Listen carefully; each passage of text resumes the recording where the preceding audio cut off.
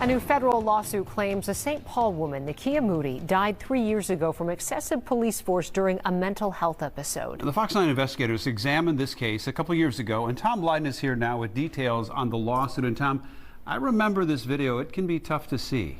It is, Randy. We've been saying that a lot lately, and we've tried to be judicious in what we'll be showing you tonight. This all happened 3 months before George Floyd was murdered, but it bears some limited similarities. A person struggling to breathe in the prone position, and again, that questionable concept, medical diagnosis of excited delirium, that in this case became the official cause of death. You been here before? No.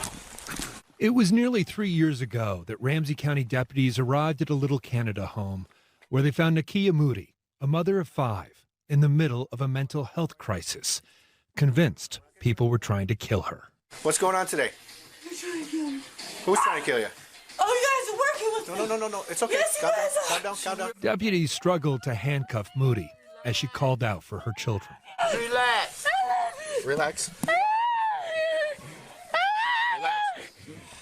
What's your name? Deputies placed her on her stomach in the prone position, and within seconds, Moody stopped moving. I want to get this one hand around, Joe. You're playing possum right now, I think. Nearly 2 minutes later, the deputies rolled her on her side and took her pulse. I don't know if she's playing possum or what. I don't feel like she was playing possum at all. She was actually dying in that moment. When Moody's sister and family saw the video, they were in disbelief that it took a full 7 minutes after she went limp before deputies or EMTs realized there was a problem. In the ambulance, Moody went into full cardiac arrest.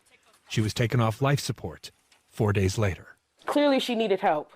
And I just feel like the way that they just jumped on her and put her on the ground, it was just excessive and just downright wrong. Where do you think the culpability lies between the deputies on the scene and the EMS crew that shows up? I think in many ways there's enough culpability in a moral sense to go around. In a civil rights lawsuit filed this week, attorney Paul Bozeman with Communities United Against Police Brutality argues that she is a victim of excessive force and a failure to intervene and provide medical assistance. What do you think are the important moments in that video that we should be looking at? I think there are several. I think that the moment in which Officer Edicus puts pressure on the side of Ms. Moody's neck, and then she almost immediately passes out, I think that's a very important moment. The Ramsey County medical examiner ruled Moody's death an accident and said she died from probable complications of excited delirium, recent cocaine use, and physical exertion. Excited delirium, of course, is what Minneapolis police officers would mention 3 months later before murdering George Floyd.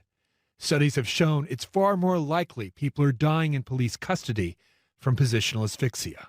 That diagnosis has a very checkered past, and it almost always occurs when someone is being taken into police custody in no other way. In the weeks before she died, St. Paul police had multiple contacts with Nekeya Moody. They knew she was diagnosed with schizophrenia, bipolar, PTSD, and was convinced people were trying to kill her. The department's mental health unit, known as COAST, tried to intervene, an officer writing that COAST has exhausted its ability to engage Moody in services.